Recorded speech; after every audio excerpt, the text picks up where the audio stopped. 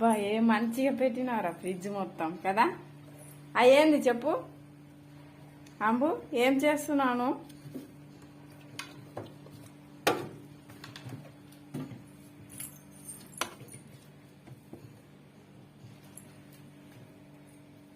అరే